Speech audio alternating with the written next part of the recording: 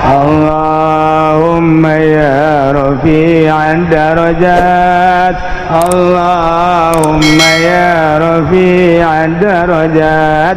Allah. Dan bagi abdi punya dua pertanyaan. Pertama, bagaimana atau apa hukumnya kita membagi-bagikan duit sholawat di dalam masjid kalau habis nyalatin mayit, boleh apa enggak?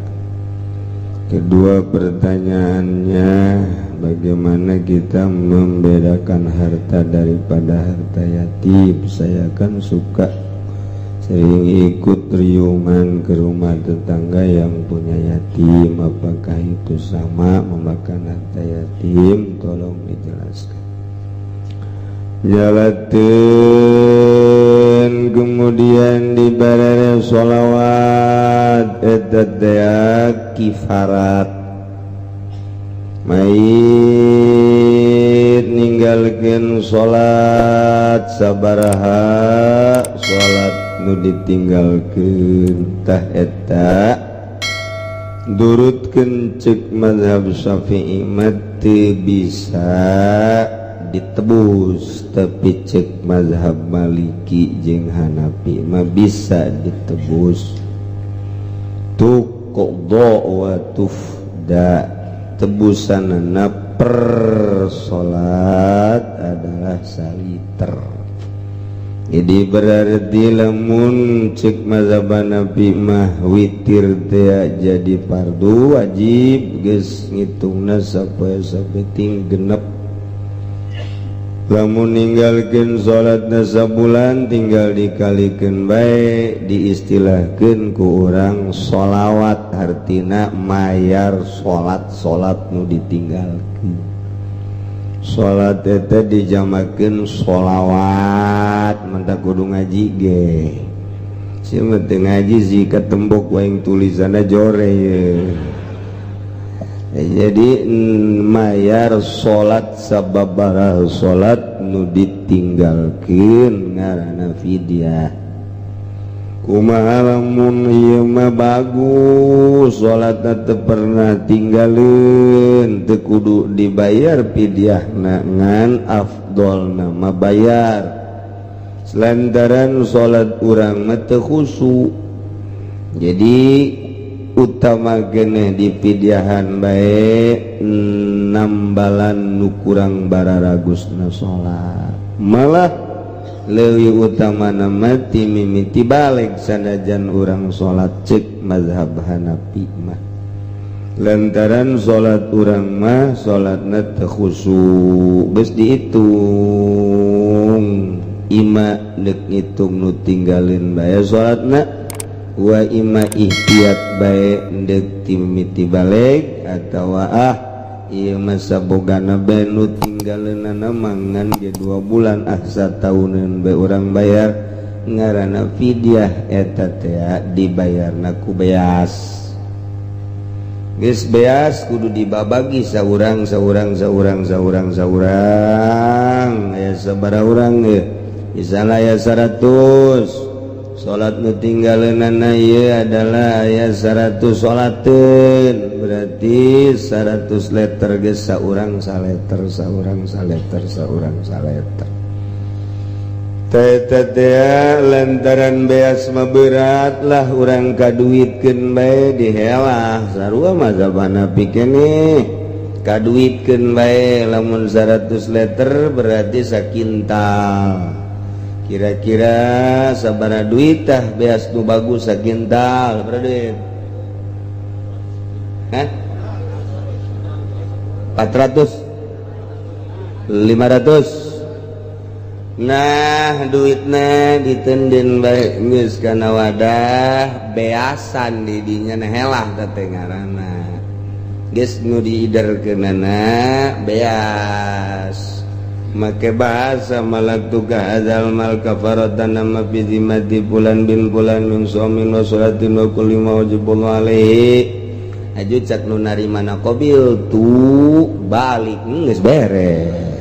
Jadi dibawa bae geus punyana kabeh teu meunang dikepung teu mah sia ieu tuh aing dibere jiganan ngan mereunana najuna eta moal diondang deui tah si jelema eta sing ade bisi dicopot deui. Saya parantina qabil tu hadzal mal kaula narima kana ieu harta ngan wa wahabtuka kaula mikeun deui ka anjeun. Tah eta teh supaya fidyah katarima ku kabehan engke dibagikeun keur teu dikitu-kitu ge jadi bae. Ya fidyah kirimkeun ka saha. Acenah kiai ulama moal make beas. Jadi nantu ndek di kodoan bae salatna kukula 100 kali salat utamaan kena di kodoan tak ku anak. Usolli fardhu zuhri 4 raka'atin mustaqbilal ka'bati qadaan an abi Allahu akbar. Tah kodoan ke sholat bapak, ai bapak di kodoan ai nyana teu sholat. Teu beres deh. Ngan meureun cek bapak teh aduh sia kodona teu bagus jasa ieu ka ieu. Sholat siang ngodoana malaweung bae. Teu masalah sih teh urusan malaweung mah ngan jelas lah kodoan. Jadi silakan dek di kodoan bae mangga cenah berat dek di pidyahan bae mangga eta di luar mazhab Syafi'i. Cek Imam Syafi'i malam tuqdo walam tufda. Di kodoan teu bisa, di pidyahan teu bisa lantaran geus maot mah geus bae putus. Tapi cek mazhab Hanafi jeung Maliki bisa. Geus alangkah baiknya tuh jaita ge mazhab ahli sunnah wal jamaah pake kurang maot make ka mazhab Hanafi geus make carana cara mazhab Hanafi eta teh diputerkeun mun teu dibagikeun langsung beasna diputerkeun lamun deuk dibagikeun beasna mah teu kudu diputerkeun ieu mah geus disiapkeun saton di hareupeun masjid atawa di imahna. Geus teu kudu diputer-puter nyalateun datang bikeun beres. Nu diputerkeun sote dihelah lamun beasna ngan saukur 1/2 liter jabeurak. Ieu mah deuk make duit bae. Tah teundeunkeun ka beas eta helah ngaranna. Puterkeun. Balak tu ka azal malam pinjem terus. Tangken nu dibagikeunana duit sebab cek mazhab Hanafi nu kudu dibagikeunana beas ku ari beasna ngan 1/2 liter duduk dibagikeunana duit geus tadi geus narima beasna 1/2 liter tah geus sarua jeung narima nama beas ngan diduitkeun mentak diputerkeun heuh. Masbal kartin bangsa Muhammadiyah moal geus sos kitu. Moal eta mah di ayana di mazhab. Tapi alhamdulillah kabeh make di urang teh Jawa Timur, Jawa Tengah, Jawa Barat, Banten makomo terus. Nah ieu berarti menang nerapkeun para wali-wali Allah Subhanahu wa ta'ala nu memperjuangkeun ngebedah Islam para wali. Kos kitu ta para wali teh berarti jarago ngaji hararebat timbul Islam nu anyar anti mazhab Muhammadiyah lah, Persis lah, PKS lah. Nah ieu nu teu marake mazhab padahal nyana teu make mazhab ge tetap dek lompat ka mana mun cara geus ditingker mah geus ditingker hukum teh ku mazhab. Nyana teu make mazhab Syafi'i nyana pasti jeung mazhab Hanafi mah akur ngan embung ngaku doang. Cek mazhab Syafi'i kudu sholli sunah, cek Hanafi mah teu kudu ja Allah geus jahoeun urang asup datang ka masjid Allahu akbar teu kudu make usolli Muhammadiyah kan kos kitu. Ieu geus katingker geus teu kudu loba carita teh mah mazhab Maliki teu kudu usolli Allahu akbar. Malam-malam mazhab Maliki mah geus make ulah maka sejak kaulah salat 4 rakaat zuhur teu kudu langsung ya Allah nu maha agung beres. Guys. Tapi mazhab Syafi'i mah lain kitu ihtiyat. ngaihtiatan supaya manteng. Pertama urang nangtung geus dipantengkeun ka Gusti Allah, diusoli-usolikeun ge eta hate ka usaha-usaha bae. Wah sakitu ge diusoli-usoli hese bae. Eta doa Imam Syafi'i mah jadi rapi. Acan moal make pasti ngagejlig ka mazhab Hanafi. Acan kula mah teu make mazhab, justru teu make mazhab so teh ngaku da doang. Ujung-ujung nama hukum geus katingker ku mazahibul arba'ah. Moal bisa lumpat di dinya. Moal tinggal ngaku jeung teu ngakuna doang ka mazhab. Lah cenah aja ulama ge sarua bae manusia, eueuh masalah. Nyana deuk make saha, ja ujung-ujung nama nyana ge make ulama ngan nyana make ulama nyana, ulama anti sunnah rasul. Ngan nyana ge ngaku nama ahli sunnah wal jamaah. Nah eta geus dapat mah di dunia teh geus teu repeh teh mah di mana geus ngomong geus timbul Wahabi ka urang di Mekah. Baheula mah beuh di Mekah teh asal nu talar Quran, hafal tafsir 3 tafsir, makharijul hurufna ieu rapih, tes sageus tadi tes istimewa, fikihna hebat, dijadikeun imam haram. Mentak di berbagai negara baheula dijadikan imam haram. Di Indonesia sabaraha nu jadi imam haram, termasuk komo atau bangsa Mesir, bangsa Irak, bangsa Iran. Nah begitu teh kabelah dieuna Wahabi didominasi ku orang Arab, bari pikihna ieu raja acak-acakan cek mazhab, ceknya nama tu rapi. Mantap kudu pa bisa-bisa salat di Mekah mah satungtung kadenge bismillahna atawa harewosan urang ngamakmum. Lamun kadenge na henteu mah urang henteu taklid ka mazhab Hanafi dek Syafi'i bae atuh teu sah salat urang. Urang datang ke Mekah langsung ngadenge imam Allahu Akbar bismillahirrahmanirrahim, langsung ti Allahu Akbar antareh deui. Berarti teu bismillah. Allahu Akbar alhamdulillahi rabbil alamin, teu maca bismillah. Urang ngamakmum gadinya kudu taklid ke mazhab Hanafi atau Maliki.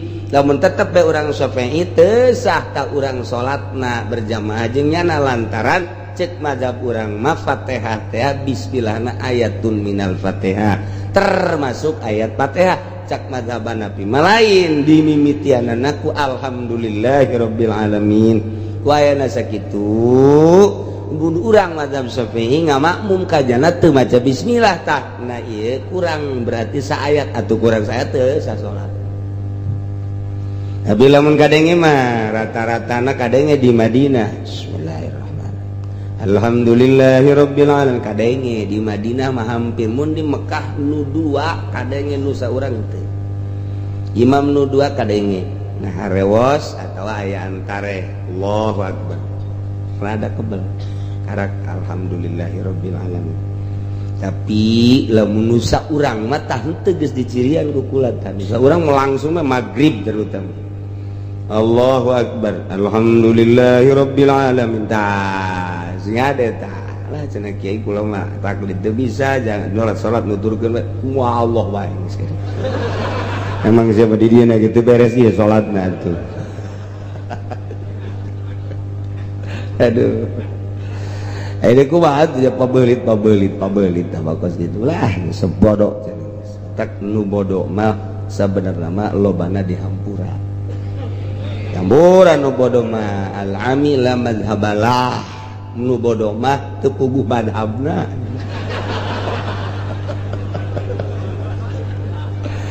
Lantak atuh maning nu bodoh ngan di akhirat nu bodoh mah bakalna hisabanana beda, rada berat. Berat teh kunaon sia hirup sakitu kebelna teu daek ngaji ta eta tah.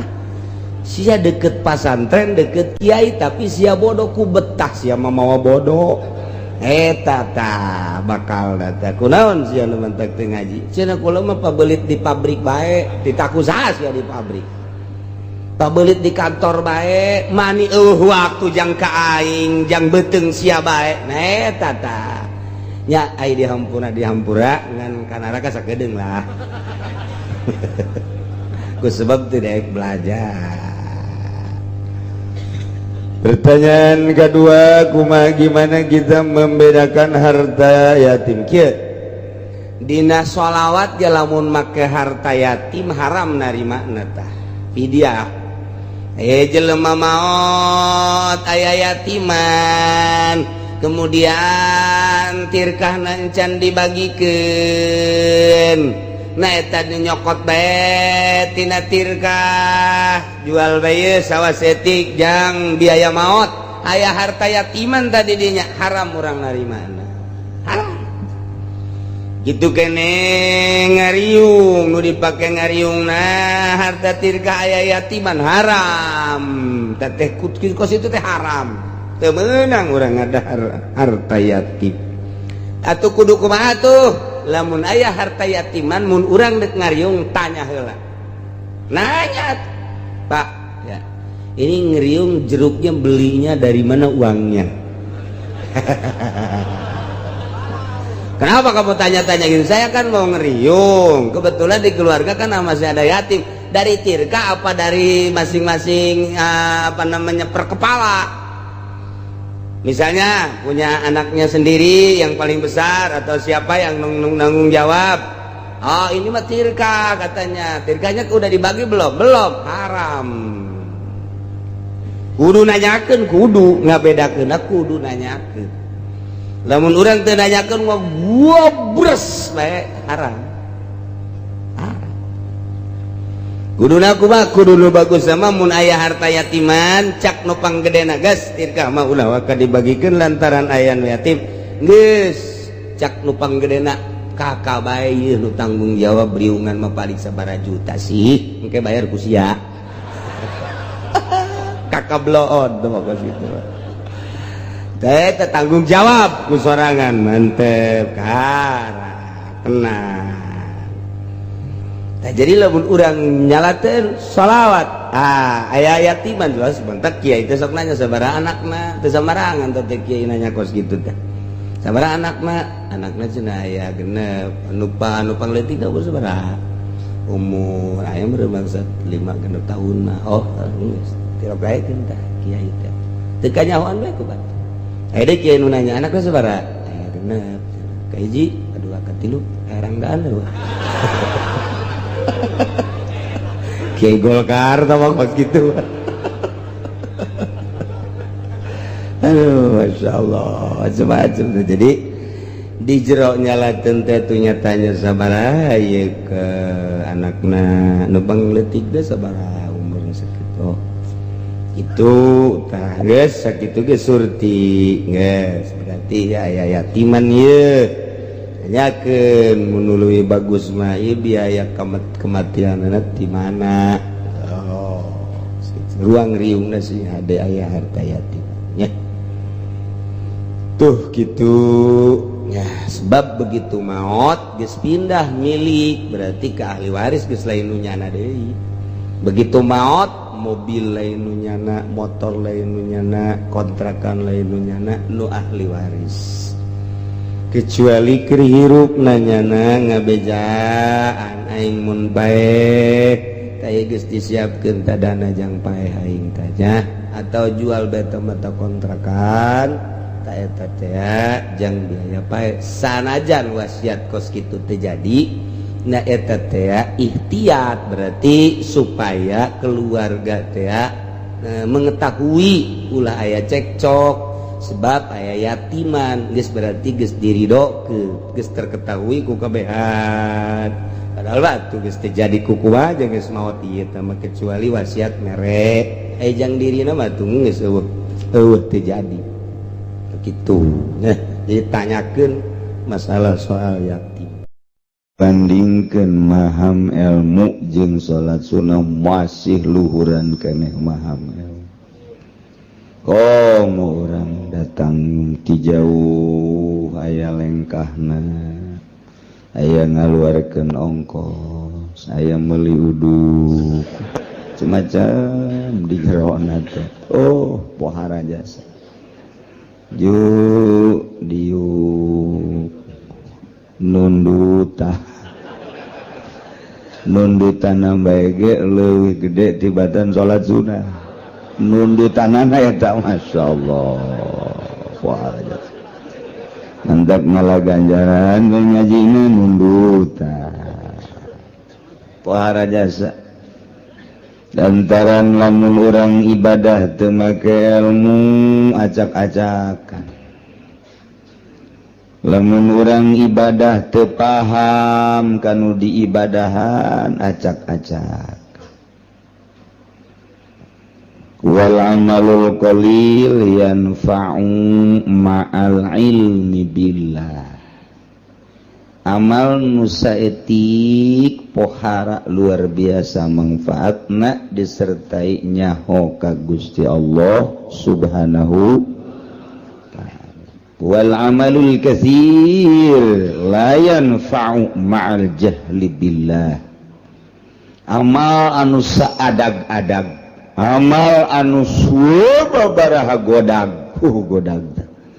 kuloba-lobana tapi bodoh ka Allah teu manfaat saeutik-eutik aja teu puguh atuh ibadah bari teu nyaho ka Gusti Allah mah mun teu nyaho ka Gusti Allah ke ibadahna salat bae ngahareupna teu puguh babacaanana diganti ku make bahasa Indonesia bisi teu ngartieun meureun Allah teh pan bolon eta kos kitu teu ngarti ka Allah mah acak-acakan ibadah teh ditarjamah Fatihah teh dina salat teh geus teu kudu make Fatihah Allahu akbar nage urang bahasa Melayu mah Allah yang Maha Agung atuh bahasa Jawa mah meureunna Allah Maha terus kabeh ditu da gitu itu tengarti ka Allah mah kos kitu mentak 2 rakaat jelema nu paham ka Allah nu ngarti ka Allah salat dengan 2 rakaat berbanding 1000 rakaat jeung nu teu ngarti ka Allah masih ke dibandingkeun jeung 1000 rakaat beratan nu 2 rakaat tuh coba bayangkeun maca la ilaha illallah anu paham ka Gusti Allah komo geus datang ka hakikat mah hiji la ilaha illallah wali nu geus paham ka Gusti Allah dibandingkeun mun ditimbang jeung la ilaha illallah ratusan ribu nu teu paham ka Allah beratan keneh la ilaha illallah hiji dibandingkeun ratusan ribu bahkan jutaan mendak la ilaha illallah urang mah teu bisa diajak perang la ilaha illallah teh lamun aya jauh Ambon we muludan amplopna gede la ilaha illallah lagi embat kitu mah la ilaha illallah anu bebeneran tengah peuting eueuh nu kos kitu mah eueuh cauan ta eta la ilaha illallah teh bisa ngabanding urang tek ngadoakeun hiji jelema make la ilaha illallah hiji nu paham ka Allah jeung nu berjamaah ratusan ribu jelema hebatan nu hiji lantaran hiji ieu mah ngarti ka Gusti Allah ta ieu urang ngaji teh hayang ngarti ka Gusti Allah subhanahu wa ta'ala dibandingkeun jeung salat sunah ieu gedean keneh ngaji malah aya nu can salat subuh ngaji bae lah pokoknya hewan aduh cek anu keur dieu ke ziar aing eta teh hati-hati salat subuh kamu bawa bentek betul salat subuh insyaallah dari tuh gitu jadi urang ieu per minggu nah urang ngaji teh hayang wauh jeung Gusti Allah subhanahu wa ta'ala bentukna engke mun geus wauh ka Allah moal hayang ngridit eta geus wauh ta ka Allah tah lamun nu ngridit can wauh ta ka Allah teh masih kena jauh jeung Gusti Allah jauh teh cenah pugu kiai na ge imam jauh tah maka jeung ruku mun ngridit kene can wauh ka Allah lamun masih keneh beki nonton TV eta ge can wauh ka Gusti Allah mangganing di imah TV ambalayah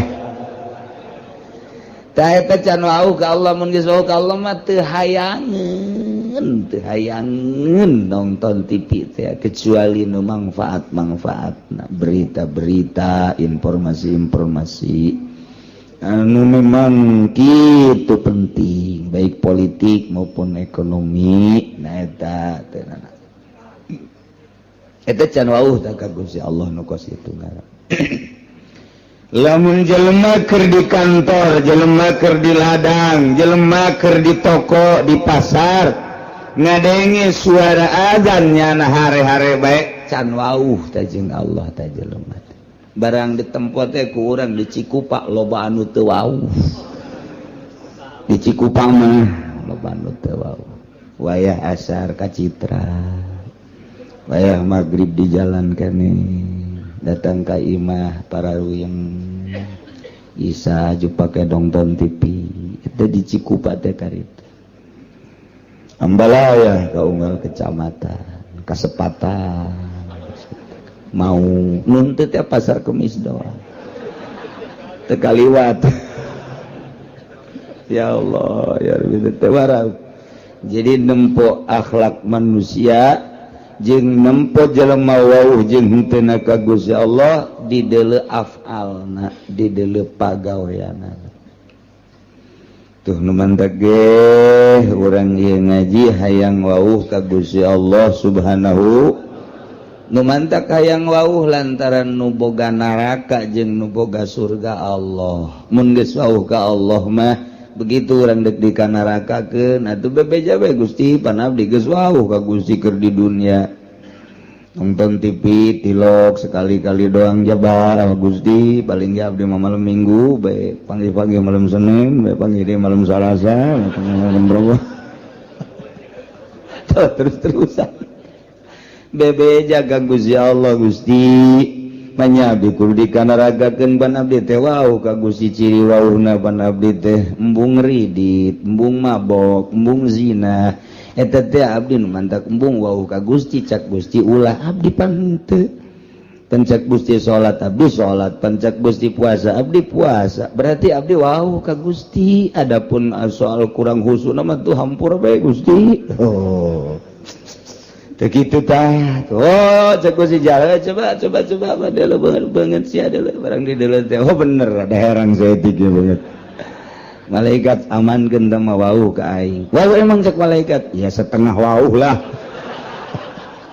tuh setengah wauh bae salamet komo nu wauh jasa Masya Allah nu mantak libetkeun diri urang wauhkeun diri urang angsongkeun diri urang ka pangajian wangsongkeun diri urang ka jelema-jelema nu wauh ka Gusti Allah subhanahu wa ta'ala wauhna urang jeung jelema nu wauh ka Gusti pasti diajak ka Gusti lamun urang wauhna ka jelema nu paham ekonomi diajak berekonomi urang wauhna jeung jelema nu paham politik diajak berpolitik urang wauhna jeung jelema jeung tukang ngabohong pasti urang milu bae tah ngabohong geus mun wauhna urang jeung jelema nu wauh ka Gusti Allah nu paham ka Gusti Allah pasti diajakna ka Gusti Allah subhanahu wa ta'ala wauhkeun diri urang ka Allah babari wauh ka Allah dia cek Kanjeng Nabi ti Gusti keneh man arafa nafsah arafa rabbah sajelema anu nyaho ka dirina bakal nyaho ka pangeran nyaho ka diri urang nyaho ka pangeran saha diri urang teh makhluk berarti nyaho pangeran teh khaliq saha diri urang mah butuh dahar berarti khaliq mah teu butuh dahar sebab Allah mah mukhalafah lil hawadis nyaho ka diri urang bakal nyaho ka Gusti Allah carana bertauhid coba gerak tibimiti wujud kidam bako mukhalafatus kabelah dituna terus orang bersyariat bertauhid berangkat timimiti aqwal datang ke ahwal urang engke wauh jeung Gusti Allah moal bisa lamun eueuh nu nuduh-nuduh geus kudu dituduh-tuduh nah ieu lah urang ngaji per minggu ieu teh dituduhkeun supaya wauh ka Gusti Allah Subhanahu wa taala tadina urang ngaji ka Cilongok can wauh ka Gusti Allah sorangan bae barang geus wauh mah jeung Gusti Allah aya jelema nu milu diajak ku urang tawauh tah ganjaran berarti Allah ridhoeun mun urang ngabonceng kabeneran nu dibonceng najahe lain ridho menang godog bung Masya Allah urang wae dulur nyegat teh diteureun babaturan nyegat teureun giliran bae bangsa konde lain orang dia diajak malah teu daekeun ge dipaksa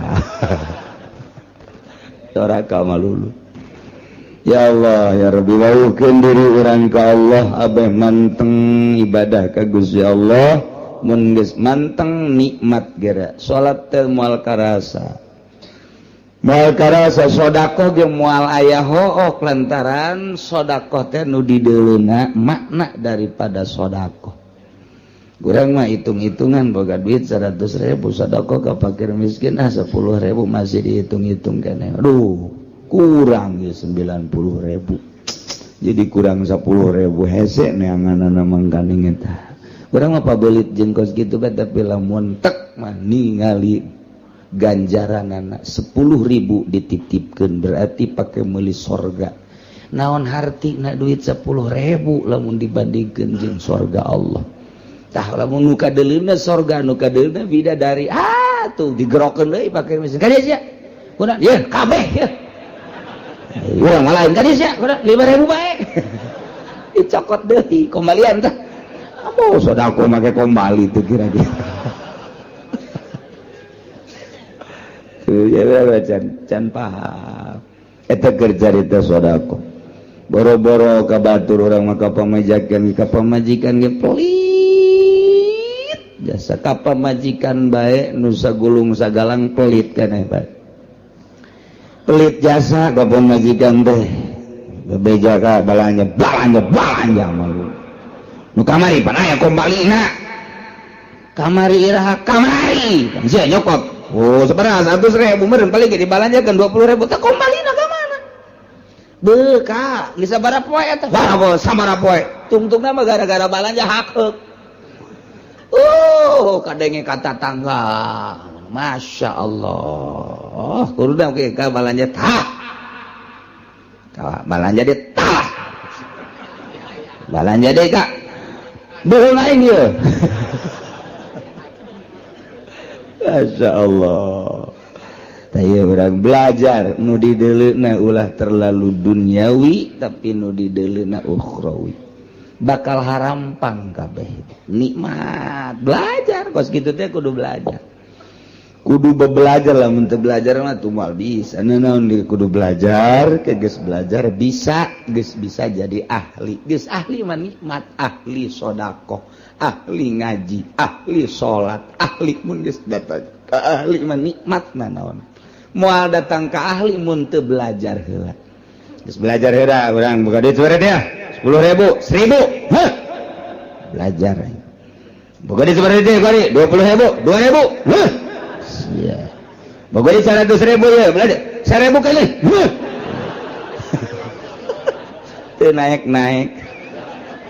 belajar teu naik guys berarti lamun kelas teh mah kelas 1 bae teu naik takos kitu teh eta masyaallah urang teh hayang naik derajat urang munggu Allah Subhanahu wa taala faktor mana sektor mana urang nu bisa ye urang mah kebenaran bogana tanaga pake naikeun derajat ka Gusti Allah urang mah ku Gusti Allah diberena teh dunia pake naikeun derajat ka Gusti Allah urang mah diberena ilmu ku Gusti Allah ilmu pake naikeun derajat ka Gusti Allah Allah mere fasilitas ka urang teh titah digunakeun buat naikeun derajat urang henteu kudu jadi kiai bae henteu kudu jadi pengusaha bae naon fasilitas nu aya di diri urang akur bae akur bae pakai naikkeun darajat urang dibere dunia coba dunia pakai naikkeun darajat henteu urang dibere tanaga coba tanaga pakai naikkeun darajat henteu ka aing cak Allah ye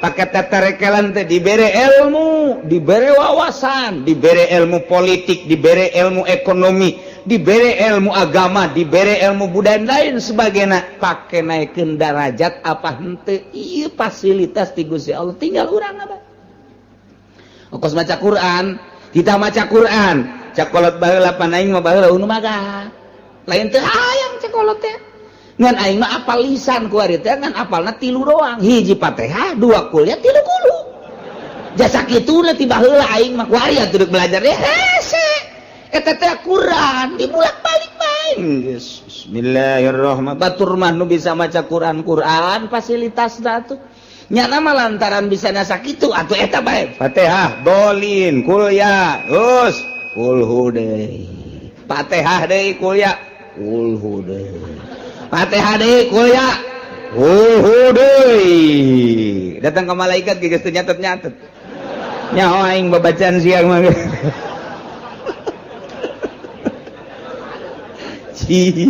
atuh kos kitu bae eta ulah jadi ulah risi ku sebab teu bisa maca Quran aja lep teu baca eta Quran eta geus bae kulhu bae geus kulhu bae dieu kulhu kaluar kulhu di jero kulhu peuting kulhu barang kulhu bae emang di sana eta doang eta teh Quran jadi atakah pan urang mun maca kulhu 100.000 haram ka neraka Masya Allah 100.000 baca bae kulhu bismillahirrahmanirrahim 70.000 cek sakaol mah dia sih 100.000 kan kurang baca kulhu coba eta aya keneh waktu jang aki-aki mah jeung nini-nini lah aing mah mendingan diharamkeun bae ka surga ka neraka maca kulhu bae pas beres 100.000 pae nya geus bae boga atakah nah di akhirat begitu dipertimbangkeun ka neraka Gusti abdi ngadenge pan di pangajian saha nu maca kulhu 100.000 pe cenah cak kiai pan kiai ge kangjeng nabi cak ti Gusti cenah haram ka neraka abdi dek demo lantaran teu bisa abdi mah abdi ngadenge ku ceuli abdi bose mah nundutan ya lap-lapan lah teh jadi tah bahasa-bahasa kos gitu bisa pakai pertanggung jawab ke Gusti Allah tah eta hasil ngaji pan hasil ngaji mun kitu mah urang teu ngaji ban saya maca naon maca kul jasa nah yang maca bae engke moal bisa demo ka Gusti begitu kana rakakeun atuh pan Gusti abdi maca kulu cak sia cak sahanya haritanya tuh tanggung jawab aya kitu mah cak sia ngaji dieu cara ngajina cilongok teangkeun kiaina bener pernah ngutakan bener cak sia bukan kurang teh pan qala Nabi sallallahu alaihi wasallam man qala al ikhlas bi'ata marrah bi'ata alfi marrah bejakeun ataqallahu ta pan eta cak kanjeng Nabi tapi dipanggil bener pencak Gusti wah bener ieu mah tuh geus ka surga kan lah cak malaikat ieu catatanna aya nonton TV-an geus sampura ampura nikmat luar biasa tuh nuhun libatkan diri orang di pengajian supaya orang ngerti ka Gusti Allah mun geus ngerti ka Gusti Allah ibadah teh mantep mantep para ulama daek maca Quran tengah peuting tahajud maca zikir jeung sajabadah ngarti nya ka Allah pagon kiai nu ngartina ka amplop bae mah undangan bae kerek nya mah undangan aing beun paruyeng cek kana ieu duh esek cek tuh nampuyeng undangan teh kudu mah nikmat alhamdulillah rineh ieu maca Quran nu biasana osok sajus ieu mah undangan ieu bisa 5 juz ieu mah lain rokok beak ieu udah nu ngondang sial kas geus ipis ieu heran lagi gua dakwah sih kos kitu Masya Allah tah wauhkeun diri urang carana supaya urang wauh libatkeun di pengajian abeh urang ngarti kanu diibadahan ku urang sebab wal amalul qalil yanfa'u ma'al ilmi billah wal amalul katsir la yanfa'u ma'al jahli billah. Jadi jelema teu paham ka Gusti Allah, jelema can wau ka Gusti Allah, salat deui, maca Quran, maca sholawat, zikir terus bae dilawan ku bari diuk bae ku wali mah hebatan wali. Aya sia gara salat bae. Salat sia nu loba, jutaan rakaat, wali mah kerek. Diudangkeun dahar, dahar. Bismillahirrahmanirrahim. Tas dahar. Itu mah waduh keur tunjulan we salat. Wah, jadi diudangkeun deui. Dahar deui, dahar. Dahar. Hebatan keneh nu kerek. Hebatan keneh nu kerek. Tah, eta tah bentak. Iblis teh dekat masjid, begitu dekat masjid terjadi nyana. Begitu ke masjid terjadi deui. Tanya, kunaon eta terjadi ka masjid iblis? Aduh di dinya aya nu keur sare. Tah nu keur sare sih beusi kahudangkeun nyana mah mun hudang waduh zikirna teu kawawa. Geus kena hees bae eta macak nyana teh. Itu pun nu salat teh diantepkeun sebabnya nama salatnya di baturan ku kula ieu. Kula na asup ka jero hatena, hei salat deui sia. Hayang kalem sia ku ari mah. Hei salat deui tuh. Eta mah teh nu hees nu kerek. Asal geus udang bae ge bahaya. Bahaya. Lurah dicarekan ku nya. Camat dicarekan. Geus kena hees bae nya mah. Cakos kitu iblis ge teu kuatin. Kajian kena hees bae cuma doh. Dah eta tanda bahayana seorang manusia nu ngarti ka Allah bisa membabi buta. Pandang bulu sahajeng nya nama zikir bae ka Gusti Allah. Dialah iblis ge iblis. Waduh cek kena ieu mah. Bahaya mendingan kena hees. Dak lolobana kiai mah harees. Nailah urang ngawuhkeun ka Gusti Allah Subhanahu wa ta'ala pelebah dieu urang ngawuhkeun ka Gusti mengenai hukum-hukum pasah. Sarwiti urang Cikupa kawin ka Ki Zaid urang Pasar Kemis harita akad tikahna teh di mas kawinan ku 10 gram. Kabeneran begitu akad tikah mas kawinna teh bebejana leungit berarti kuari dihutang. Cek walina angka tuka wazawatuka binti Sarwiti bimahri 10 gram zahaban. Isya kontan apa hutang? Ceknya leungit di jalan. Berarti muajalan hutang 10 gram hutang. Mobil tu nikah bimahri mazkur ajal. Kuring nerima nikah ka Nyi Zarwiti 10 gram hutang. Masalah di hutang teh masalah. Masalah. Sarua bae jadi. Barang geus kitu caritana deuk disarean ku Ki Zaid. Cek Zarwiti kula mah moal wakas sare bareng lamun mas kawin can dibayar. Bos ya Sarwiti sosoreun lain sosoreun sebab mas kawin eta adalah gaganti bud'i. Bud'i teh bahasa Arab, bahasa urangna naon? Gaganti apem. Apem ge can kaharti keneh gaganti surabi nu beulah nu aya cengkehan jerona. Aduh, tah juga harti bae kurang cukup. Urang cukup memang deet pikiranana. Dibere bud'i teh ketegah arti naon bud'i ceknya bahasa Arab jinganan datu diaji kurang Cikupa bahasa ortodok bagor maka arti oh surabi beulah aya cengkehan anu sok seuri sakapeung baeud sakapeung eta sia cek awe emang sok baeud sarua bae aduh adena aing ngaji cek awe nyaho bae kun barang aing sok baeud burung. Tah. Sarwiti kula mah moal lantaran mas kawin teh iwadun anil budi gaganti liliron tina bobogaan kula berarti nyamuah 10 gram nya dihutang kuari lamun dibikeun bae atuh uga gantina bisa Cek Sarwiti mun can dibayar moal atuh karek balik heula teh rek usaha jung atuh didoakeun Cek Sarwiti teh ka ulah ngambek nyangan ieu mah kula mah hayang ge hayang dibayar doang mas kawin oh teu tanah cintaku tetap padamu Masya Allah ngadengi cintaku padamu ringkak bulu aing mah nah usaha eta dikersakeun ieu Kiki Zaid teh usahana ngajejes pas kawin di PHK kuari usaha teu maju-maju malah aya ge sautak saeutik tah tina modal teh dirampas copet bueak kabeh mana kontrakan can kabayar mana duit dicopet batur kabeneran deui kabeneran Masya Allah kontrakan anak bocor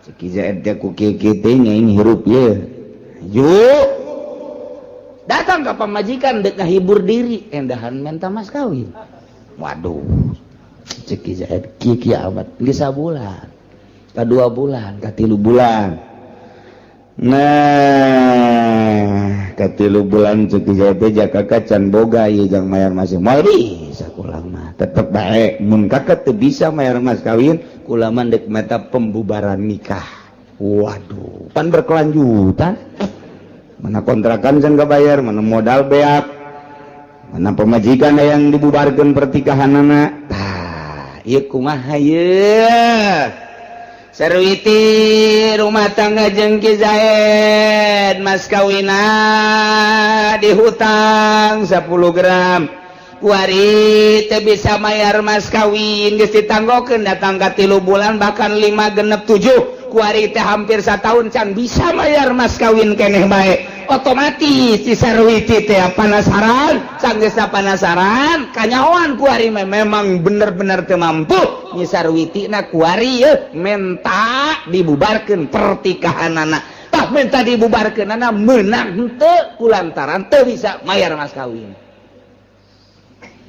wa fi sarihi bil mahri aqwalun dina miskin salaki teu bisa mayar mas kawin eta adalah sababaraha kaul azharuha tafsahu qabla waqtin kaul azharna tarjih berarti hasil daripada beberapa penelitian masalah tersebut timbullah kaul azhar na ieu nurutkeun cek kaul azhar seorang istri bisa ngabubarkeun pertikahanana memet diwakti cara ngabubarkeunana wala pasqa hatta yasbuta inda qadin saruhu teu meunang ngabubarkeun pertikahan yana teu aya jalan Sarwiti ngabubarkeun pertikahan hingga tetep mungguh qadi kamiskinan Ki Zaid jadi laporan berarti nyi Sarwiti teh urang Cikupa laporan kuari KKUA Cikupa atau langsung ke kejaksaan pagi cek nyi Sarwiti pagi keneng keras amat bendung kula ya gereget hayang kegiraan diurusin tenang neng tenang negara orang kan negara hukum bohong negara hukum teh pada usara memboga hukum lagi kudu dihukum ih Sarwiti paham amat ieu jadi mamarahan kieu enak neng kieu kula boga salaki ngaran Zaid urang Cikupa pertikahan kula jeung menang geus satahun jadi nyana waktu nikah mas kawinna dihutang datang ke kuali teu bisa mas kawin saya lapor kepada bapak jaksa bahwa pertikahan saya dengan suami saya yang bernama Zaid mohon dibubarkan ulah waka dibubarkan teliti heula panggil Zaid mana alamat Zaid Pasar Kemis Pasar Kemisnya Pasar Kemis mana Pasar Kemis kota Emang Pasar Kemis kota? Kota deh pokoknya malah pasar. Kepada yang terhormat Bapak Zaid yang berada di kampung Pasar Kemis kota. Ongkoh kampung, ongkoh kota. Dan gitu ngaranna saya harap menghadap ke Kejaksaan Cigaraksa sehubungan dengan laporan istri Anda yang bernama Sarwiti mengenai tentang rumah tangga Anda. Diharap menghadap besok pada hari Senin tanggal sekian. Wassalam, terima kasih. Demikian kepada Kejaksaan Cigaraksa. Set kirimkan dari itu. Baca Koki Zaid. Panggilan saya. Berangkat Ki Zaid dari itu. Zaid. Ini nama Zaid. Betul Pak. Punya isi yang bernama Sarito yang cukup Pak. Betul. Anda waktu pernikahannya mas kawinnya diutang 100 Pak. 100 ya Pak. Betul Pak. Sampai saat ini sudah 1 tahun mas kawin belum terbayar lunas. Betul Pak. Lantas kesiapan Anda bagaimana? Tiap jam, tiap hari saya siap. Tapi sampai saat ini belum bisa membayar Pak. Nah, sekarang begini, sehubungan dengan istri Anda yang bernama Sarwiti telah melapor kepada saya dengan permasalahan tersebut, maka Sarwiti ingin dibubarkan pertikahannya. Tak eta teh langsung geus Sarwiti narapa panggil Ki Zaid, dicek keabsahan dan kebenarannya ternyata benar, maka kakarak didinya payap sahuhu membubarkan pertikahanana adalah kodi atau jaksa. Iya Sarwiti, iya Ki Zaid, ya. Perlu diketahui setelah seorang istri yang bernama Sarwiti melapor kepada saya, setelah dicek laporannya, pengakuan suami itu betul sekali, maka dengan demikian permintaan dari pihak istri yang bernama Sarwiti ingin dibubarkan pertikahannya, mau tidak mau bahwa saya sebagai penegak hukum di Kabupaten Cigaraksa ini di bawah naungan Presiden, di bawah naungan Bupati Ismet Iskandar, maka pertikahan Anda saya bubarkan.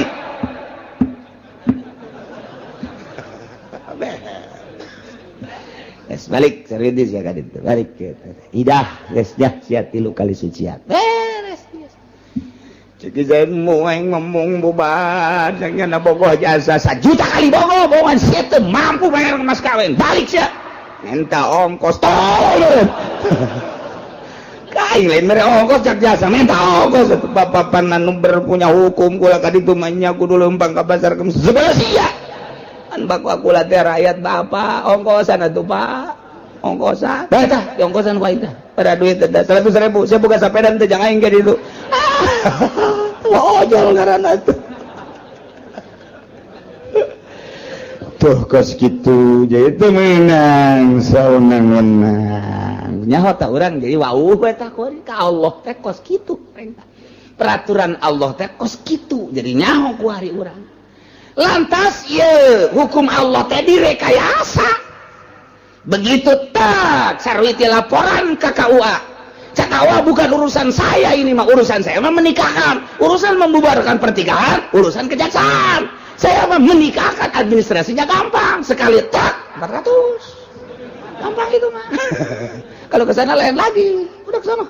Ke sana harus berapa? Urusan sana itu mah saya tidak mau tahu. Datang ke kejaksaan bisa diterima harus ada uang 3 juta. Nu 3 juta iyalah nu pinarakaeun. Cukup jang jaksa kokojayan di neraka ku 3 juta. Sedeng sakitu ge. Alhamdulillahirabbil tolol beralhamdulillah siapa ka neraka itu. Cukup sakitu kita. Sebab lain dek negakeun agama Allah berarti nyana ndek meraup keuntungan dari hukum-hukum Allah nu kuduna ditegakkeun tapi dibuat lahan geura modar sia aing mah ngan ngabejaan doang bisi aing ke di sidang ku Gusti Allah aja uci bener sia ayeuna pengajian bener pernah nyaritakeun bahwa uang eta teh haram aya saksina jaksa aja jaksana nyala nu nyokot duitna jadi nyala jadi saksi nyala nu nyokot duit sedang sakitu ge tuh lumayan dah mun teu pernah nyaritakeun bahaya kula masa kadang nyaritakeun tamaka rasa kareuntut ka jero hate jaksa langgeng ku sia teu karaksa ngojari sia di neraka sakitu doang kula mah ngan ngabejakeun doang cak jaksa aing minggu hareup moal ngaji kaji itu sia aing mah teu ngajakan ngaji ka sia aing mah deuk nyampekeun hukum doang kiai cenah aing kebae bagi dua bae tong bagi dua aduh aing deuk disogok burung jaksa ya Allah ya Rabbi gitulah ieu keur carita hukum jadi di jero hukum aya lahan untuk mengambil keuntungan dari hukum-hukum Al-Quran anu geus dijabarkeun ku Kangjeng Nabi dikemas oleh ijma ulama dijadikeun lahan di negara ku hakim-hakim ku jaksa-jaksa mejeuna jang kokojayan di neraka ge lain negakeun jeung ngabereskeun hukum anu berkendala manusia supaya pong jaheuh horeng laporan teh ngeunaheun ternyata karasa adilna Al-Quran jujurna jaksa nikmat amat diakuilah ku masyarakat bener-bener jaksa penegak hukum bener-bener Al-Quran teh karasa ka jantung karasa ka sanubari karasa ka urat-urat ge ngeunaheun jasa horenganan ketika orang boga kendala dak cair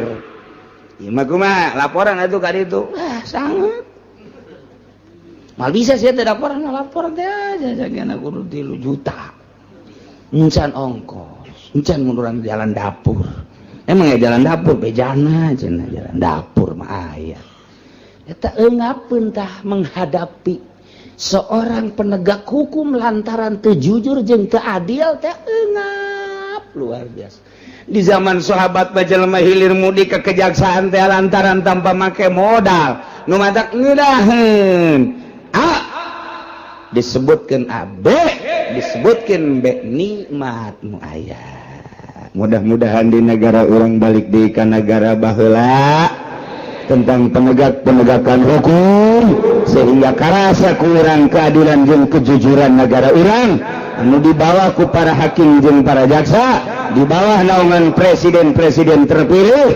mudah-mudahan seperti eta sehingga orang bisa ngarasakeun nikmat keadilan jeung kejujuran amin ya rabbal atawa anu ngabubarkeun pertikahanana teh ieu adalah izin daripada jaksa lantaran ketua atawa kepala teu bisa ngahukuman ku lantaran sibuk maka aya wakilna anu diizinan ku kepala ketika kepala tidak bisa melaksanakan itu pemutusan hukum maka nu diizinan untuk memutuskan hukum ialah wakil atau naib daripada penegak hukum nu diizinan ku kepala silahkeun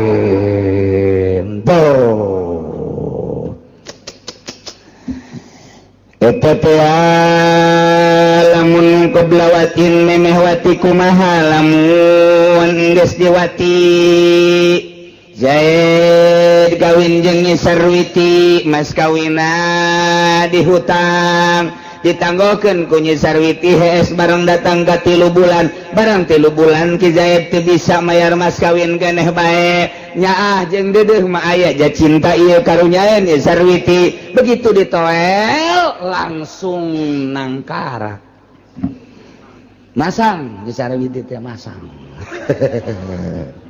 atuh der bae diwati geus kaditu nama meureun ngarasakeun ngeunaheun ieu atuh geus lain sakali 2 kali berterus rumah tangga ditanya deui ku Nyi Sarwiti geus ka 7 ka 8 bulan bahkan ka setahun ka kumaha ieu masalah mas kawin ditanya deui teh tetep ngabaget Ki Zaid teh yakni teu bisa mayar mas kawin Ki Zaid teh ieu teu bisa mayar mas kawin teh ka belah dieuna Nyi Sarwiti minta pembubaran nikah duh jadi masalah ku ari kumaha lamun Nyi Sarwiti mas kawina ditangguhkeun iana di hutang 10 gram kuari mah diwatina geus diwati mas kawin can dibayar keneh bae kuari sarwitina lapor minta dibubarkeun pertikahan menang apa henteu hakim minta ngabubarkeun pertikahan anak wa fi sarihi bil mahri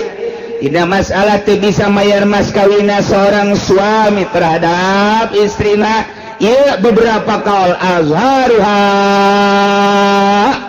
menurut kaul azhar mun memeh wati mah bisa dibubarkeun la ba'dahu teu bisa dibubarkeun pertikahan Sarwiti terhadap suamina nu bernama Zaid lantaran nyanana geus diwati sebab eta mas kawin teh iwadun anil budi kuari can dibayar mas kawinna geus diserahkeun lantaran karunya teu bisa dibubarkeun tama walaupun tetep bae hutang bae mas kawin tetap hutang dan pembubaran nikah mah teu bisa lantaran geus diserahkeun tateh bobogaanana ka Ki Zaid kitu caritana eta mah precis ongkos jelema jual beli Zaid ngajual motor kaki Umar harga 10 juta Zaid ngaranna Bai Umar ngaranna Mustari tak eta jual beli geus jadi secara omong-omong 10 juta wari tinggal nyerahkeun dina barangna yakni motor tah kuari si motorna ieu aya nu maling motorna aya nu maling duit da can diserahkeun motorna aya nu maling tak eta jual belina geus langsung bubar bae geus teu bisa dilanjutkeun lantaran duit nage encan dibikeun motorna ge can diserahkeun kabeneran motorna ieu leuit atau memang motorna bubar tete akan da naon-naon tapi lamun motorna geus diserahkeun ku ari Zaid ngajual motor kaki Umar motorna ku ari geus diserahkeun duit nama encan dan motor geus diserahkeun jadi tete jual belina motor geus diserahkeun duitnya begitu ditagih icuk colek icuk colek bae terus atawa lain deui cek urang belaraja mah rebo semen bonen nah ieu jual belina teu bisa dibubarkeun ku hakim lantaran barangna geus diserahkeun ku ari mah lain tuntutan per pembubaran tapi tuntutan hutang ku ari mah jadi teu bisa dibubarkeun geus teh barang lah diserahkeun geus teu bisa dibubarkeun pertikahanana ku ari mah tuntutanana hutang lah iraha deuk mayar ku ari ge sarua bae ieu teh sarua jeung jual beli di Sarwiti teh ngajual apem kaki Zaid 10 gram cak tukang apem ja apem aing mah aya bae ieu lain apem eta besi apem nu dingiru lain ieu mah nu dibawa setiap saat nah eta teh geus diserahkeun ku ari apemna kaki Zaid tuntutanana teu meunang pembubaran pertikahan tuntutanana ku ari mah tuntutan iraha deuk bayar mas kawin sarua tuh ieu mah keur carita contoh Zaid ngajual motor kaki Umar 10 juta motorna geus diserahkeun kaki Umar tinggal duitna encan ja Caki Umar engke soleh barang sore engke icuk ditanya icuk engke tole icuk deh jadi eta motor mah geus jadi teu meunang pembubaran pertikahan perjual belian teu meunang lantaran geus diserahkeun barangna ka ditu ku ari mah dituntut teh adalah iraha deuk bayar hutang. Nah ieu ge sarua bae Zaid kawin ka Nyi Sarwiti kemudian mas kawinna ditangguhkeun 10 gram teh kuari barang Nyi Sarwiti geus dipake ku Ki Zaid berarti geus diserahkeun teu meunang tak ieu ulama teh deuk nyaritakeun la ba'dahu teu meunang sabada diwati mah lantaran barangna geus diserahkeun teu meunang dibubarkeun teu meunang rapa pembubaran ku gara-gara mas kawin lantaran barang lah geus diserahkeun ka Ki Zaid kuari budak dituntut iraha dek mayar mas kawin tuh ieu ngaji dia urang keur di dieu mah iya betul balik baik nungguan sate doang ngungkus balik emang gitu otak urang memang kos gitu semati kali nunajazil pasu tulun nurutkan sekal mah dilastarikan dia pembubaran pernikahan harita kene hakim menerima laporan sarwiti tentang pertikahanana nu ditangguhkeun mas kawina bari barangnya sarwiti can diserahkeun masih gres kene gres kan teu ngarti orang ketos ai gres naon sesungguhnya pokoknya gres bacan kagores-gores masih orsinil kene nah tanya Ki Zaidna bener can pernah ditoel-toel acan embungin asal ditoel ngajimpret syaratna mas kawin kudu dibayar heula lantaran geus akurat ieu ti dua belah pihak dalam rangka pemutusan hukum menurut cek sakal yurjazul pasku lastarikan luruskan harita kene begitu geus dicek kebenaran anak bubarkan pertikahan anak tapi wal azhar imhaluhu salasata ayyam cekal azhar mah tangguhkeun sampai 3 hari sarwidi ya bapak terima laporan saudara dan setelah dicek kebenaran Ki Zaid pengakuannya betul setelah 1 tahun ini dia tidak mampu untuk membayar mas kawin dengan demikian bapak tangguhkan dulu sampai 3 hari ya udah sekarang hari apa pak? Sekarang Senin berarti pembubarannya Senin, Selasa, Rabu Kamis silahkan untuk dibubarkan maka walahal tasku sabihatar rabi menang ka awewe ngabubarkeun pertikahan anak subuh poean kaopat gas ditangguhkeun ku hakim 3 poe Senin Selasa Rabu Kamis subuh isuk-isuk geus bisa ngabubarkeun pertikahan begitu dak dibubarkeun pertikahan poean kaopat col Ki Zaid Assalamualaikum Waalaikumsalam pan tegar amat Ka Zaid kaluarkeun geunya naon eta mas kawin nu bener ka ieu besi barlen doang timbang ku sia ka ditu kakak geus teu kuat jasa ieu geus teu make calana ieu kakak ieu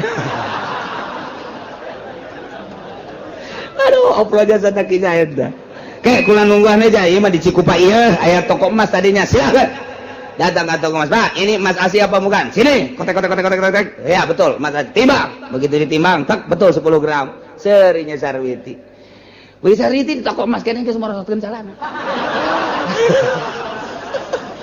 Geus dijingjing calana teh. Naik ojek cek tukang ojek ieu bau naon nya cenah. Cenah kiai macem-macem emang kitu pugu. Datang ka imah. Waalaikumsalam. Eta naon sarwiti? Sempak. Kan ku sia ibu gawe siap tempur.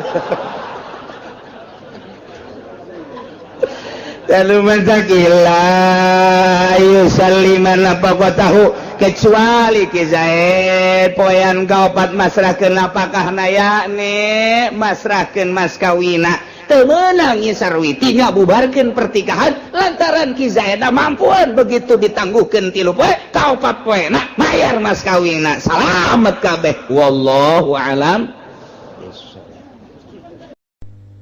أعوذ بالله من الشيطان الرجيم بسم الله الرحمن الرحيم قال الإمام جعفر صادق وجزب إمام جعفر صادق wujida bil Husain 33 dhanatan den temu kalawan Sidina Husain apa tetelulan 30 tatu warbaun wa 30 darbatan dan babatan 30 pukulan ikhtalafulan perebutan ya ulama fiman qatalahu ing dalam wong kang ngabunuh yang manhu ing Husain faqala bagang wajasa Yahya ibnu Ma'in ahlul kufati yaquluna utawi ahli Kufah kabeh iku pada ngararucap ya ahli Kufah kabeh ing labat innal ladzi qatala Husain ing satuhune kang ngabunuh ya ladzi ing Sidina Husain Umar iku Umar ibnu Sa'ad bin Abi Waqqas qala Yahya ngucap sabaki Yahya wa kana Ibrahim lan ana sapa Ibrahim ibnu Sa'id kang puterana Sa'id yarwi ku ngariwayatkeun ya Ibrahim ing dalam allazi qatala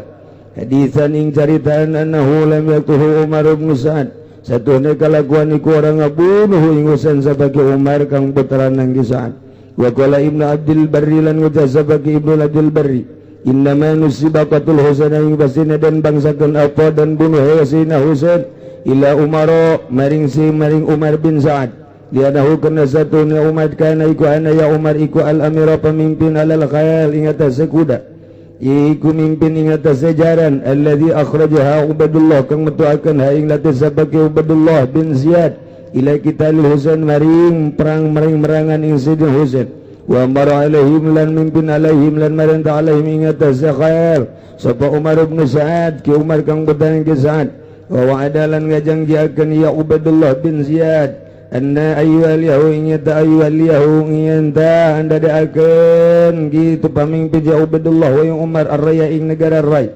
in zapara bil Husain lamun merkoleh ya gitu lamun merkoleh ya Umar bil Husain kalawan ngabunuh Husain wa qatalahu lan ngabunuh ya Umar ing Husain bagana pitil kal khayalan ana ikut tetepin dalam mengkono jaran wallahu a'lam ta Allah iku kang mauninga kaum apa kaum min Misra kang tetep saking negeri Misra wa minal Yaman lan saking negeri wa minal Yaman lan saking negeri Yaman bagana Sulaiman lan ana sapa Sulaiman ibnu Kinnah yaqulu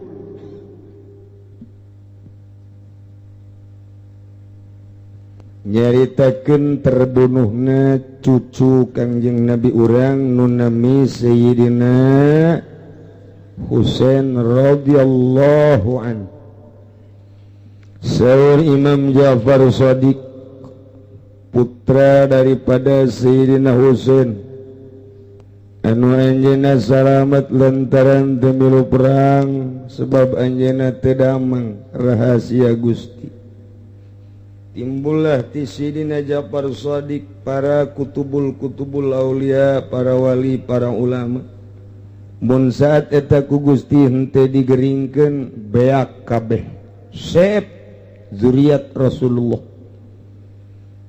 Anjeunna nyarios begitu dibawa mayit Sayyidina Husain sengit ambrang-ambrangan pinuh ku getih. Getih teh sengit, ahli Allah maka segitu. Aya waliullah dibunuh di zaman Syedakop ngocor getihna teh ngalapad Allah be Allah masyarakat heran getih ngagambar sorangan Allah nandakeun bahwa di awakna ieu pernapas teh diesiku Allah. Jadi urang lamun nyarita kos kitu kumaha sih? Meureun tilok ngobrol, meureun tilok ngaji. Ngobrol. Nu penting-penting, sare biasa. Aju kok bisa kitu atuh per detik. Alam nangis boga dua. Alam nasut aya alam lahut pan alam tengah dibagi aya alam nasut aya alam malakut aya alam jabarut aya alam lahut urang lamun ngaji ilmu batin teh dipetakeun heula nu bakal disorang ku anjeun teh alam teh ieu alam sekupi naik alam apansa atuh dibejaan heula nu mantak dorekat sapi jelema anu ulah sok ngomong-ngomong torekat ge lantaran mandul kena isin kadengena sebab naon digambar awak teh ye maneh teh ti alam ye mun ieu nu digawean tah ye lulus bakal naik maneh ka alam malakut di dieu alam malakut teh alam malaikat. Jadi urang manusia tapi cicing di alam malaikat. Ai alam nasut mah alam nasia, alam manusia loba poho. Ieu mah alam urang. Mun urang kieu bae teu diopenan atuh sakikieuna bae. Dibere ilmu takabur, dibere gagah sombong, dibere jabatan teu jujur neraka tah alam nasut mun ieu cek guru di pigawe tah ieu heula ieu naik ka dieu naik ka dieu bisa maneh bakal pindah alam ka alam malakut geus aya di alam eta alam malaikat sama malaikat eta nya nama terus bae ngalaksanakeun parentah Gusti teu pernah bae maksiat ketika cak urang manusia tapi aya di alam malakut urang ge osok macapan ari bulan puasa teh nya zil mulki wal malakut subhana zil mulki wal malakut subhana zil mulki wal malakut artina sia nya zil mulki wal malakut sia naon artina zil mulki wal malakut atuh teh nya dibaca tapi teu nyaho subhana zil izzati wal azamati wal qudrati wal haibati wal sultani wal jalali wal jamali wal kamali ada aya alam jamal aya alam kamal sifat Allah nu bakal disorang ku urang jalal di mana kumaha jamal kumaha dibaca ku kabehan bahkan Muhammadiyah ge maca jata mah ti Kangjeng Nabi subhana zil izzati wal azamati wal qudrati wal haibati wal sultani wal jalali wal jamali wal kamali wal kibriyai wal jabarut aya alam jabarut aya di urang mah jabarut teh pabrik jabarut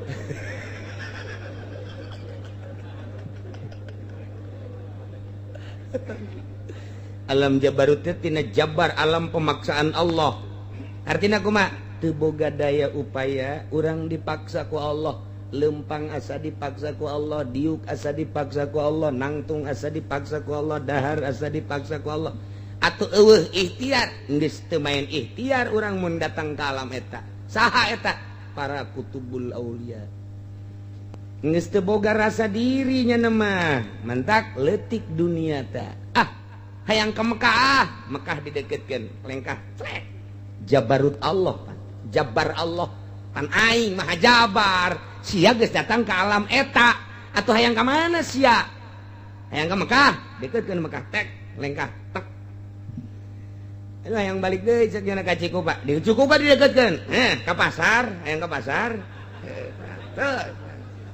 iya didinya tah loba rambutan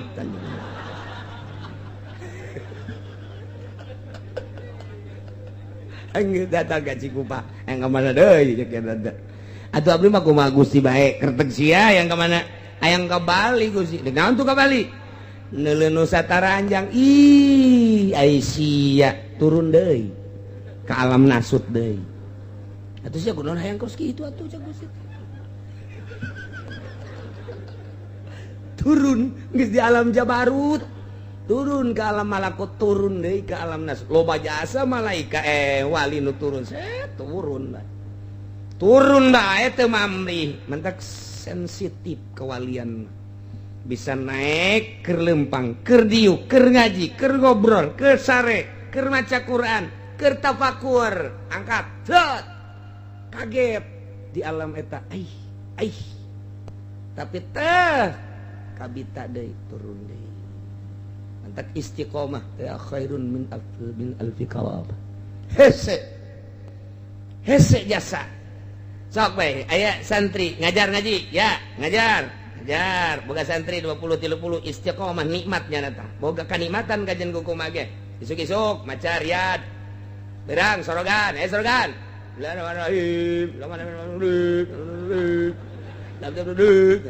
sorogan mah kos gitu Pak itu pugu mun kadang ku batur teh ngaji tah naon tah sih kos kita mah lajat teu kahartieun nikmat tah datang ke asar salat dan Allahu akbar eta bisa kitu 10 tahun atau 5 tahun kanikmatan aya naik derajat jol bae Golkar Assalamualaikum salam ulah cicingan ieu kan negara urang tanggung jawabna kan urang atuh lamun kiai cara ricing bae umat teh kumaha jadi kepedulian urang teh diterapkeun agama teh lain ngan di pondok pesantren bae tapi jang umat ieu bahaya akibat kiai cicing bae kos kiai nu mantak hayu peduli geus pokona urang mah niatan lillahi ta'ala. Allahu akbar.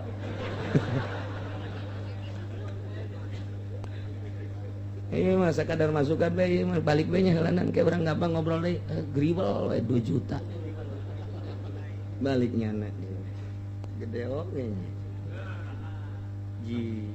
Giraha ka dieu deui nya. Mantep oge. Menang seminggu. Waalaikumsalam. Ngobrol geus rada hangat geus. Rada hangat. Anu tadi natas dohor. Ila manala ila amilin wa jang pre heula.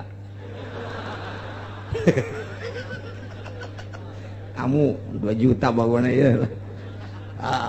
Berangkat geus. Iya, peduli. Jadi urang teh kudu babarengan. Jadi urang teh kudu duduk sama tinggi, duduk sama rendah gitu, berdiri sama tinggi. Jadi umaro dan ulama itu aya konsep kudu babarengan. Betul lamun umaro ieu henteu jeung ulama tuh bahaya.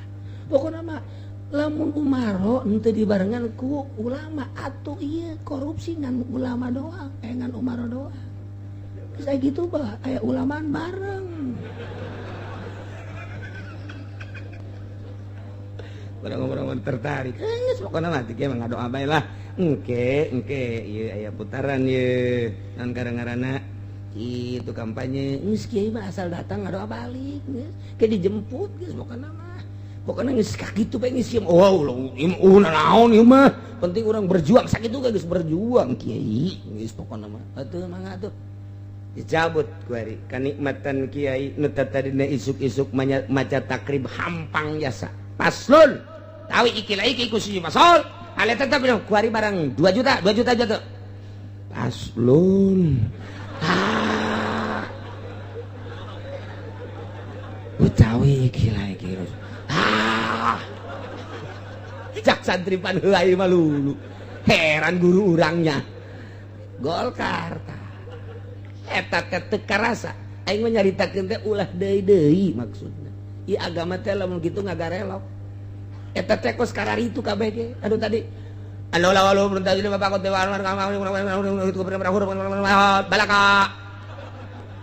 tak kuari mah gandeng saya geus urang hafalkeun kos gitulah cak kiaina keneh gandeng cak kiaina geus ngajing soroganna ka ditu geus teu daekeun waya ti sata sarapan teh huruf iku sakang huruf pe albawa gandeng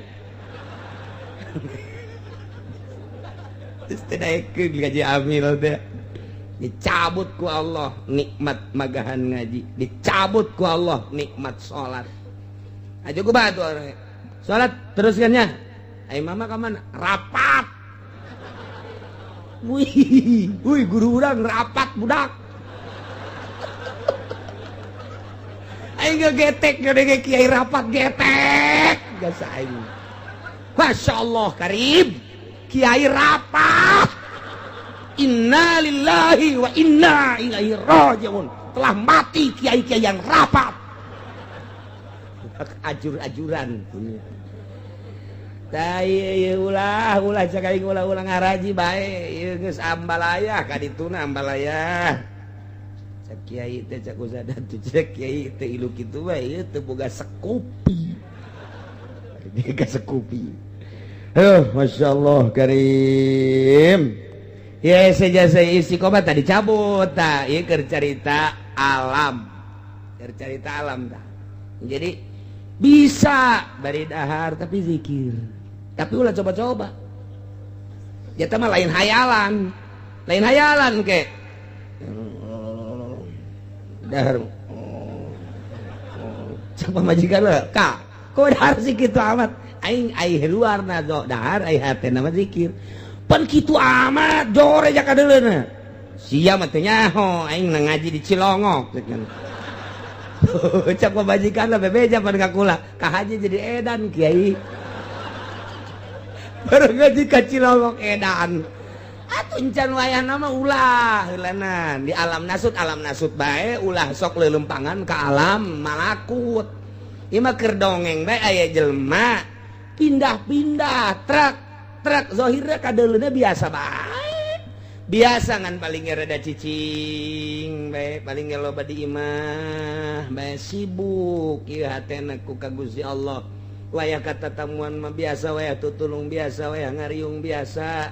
Henteu nyengker mah eta mah da zahir ieu mantap kudu aya guruna.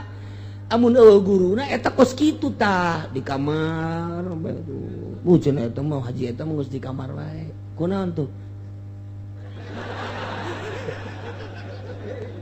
Lain jadi wali jadi kegrogol. Guruan awas nih adek besi aya guru ge besi aya nu totorekatan ulah ieu kula ieu mah kunaon ieu lantaran kamari di Jawa Tengah dibawa ka dieu di Jawa Tengah ieu kieu kunaon nyana cenah kiai zikir bae teu urun-urun zikir bae pan zikir mah jadi tumaknina kok jadi edan jadi zikir mah ala inna bi zikrillah tatmainnul qulub Quran teh ngajamin tenang tentrem kok ieu jadi edan ditanya menang guru ti mana menang ti mujarobat cenah kieu ai budak jadi dukun kana ieu budak ulahnya wirid-wiridan nu dina buku teh digurukeun ulah sanajan sholawat sanajan zikir ulah ayat-ayat Al-Qur'an teh digurukeun mah bahaya komo norekat jeung torekat ge jeung deui lah maningan ulah daripada engke acak-acakan engke na neuleuan tingkah batur lain ngabeberes diri macaan tingkah batur bahaya tungtuna jadi ngomongkeun batur lain kitu lain kitu lain kitu jangan rekat mah lain ngomongkeun batur ngabeberes sorangan engke sinarna timbul sorangan geus datang ka mana nyana lobana zikir ka Allah jeung ngaleupaskeun duniatna lain ngomongan batur lain naon kitu ngaranna suudzon ka batur tah eta dina masalah ibadah ka Gusti Allah beki jauh beki deket ka Gusti beki deket beki nyingrai pandit diteropong ke ku guruna aya nu salah di dinya teh toel salah sia lain kitu salah sia lain kitu mentak kudu geus bisa ngaji heula lantaran engke moal kaburu macaan Fathul Muin moal kaburu macaan Fathul Wahab moal kaburu sibuk kunaon ngaleungitkeun ria ngaleungitkeun ujub leuwih beratan keneh pagawean eta batan macaan Fathul Muin jeung kitab-kitab nu saja engke mah ahli tarekat teh teu maca kitab maca koran ya namang kena kieu geus teu maca kitab majalah komo bangsa nu pingping na kadulu masalah eta kos kieu mantep ya cekeuna ieu eta ahli tarekat zaman bari teh kos kitu arolol jadi lain ningkatkeun ibadah endahan loba maksiat entak sing gade ulah ancub-ancub nu kitu engke ge urang saeutik-saeutik ku ngaji ngadenge ngarenyed sorangan hate sieun heula kana haram resep heula kana sorga eta teh kitu heula lantaran urang mah pan ieu mah ngaranna ge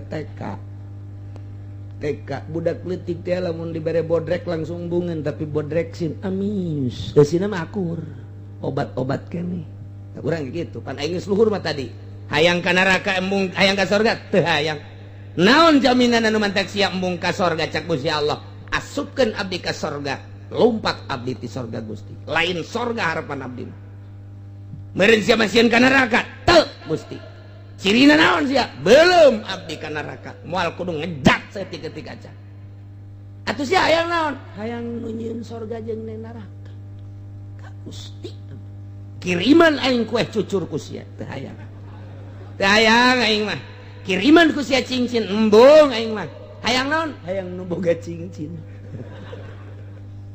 ta eta dikiriman kue dan lain sebagainya embung hayang naon hayang neuleus senyum nu nyieun kue teduh hatiku bila memandang senyummu masyaallah ta eta teh keur carita dunia.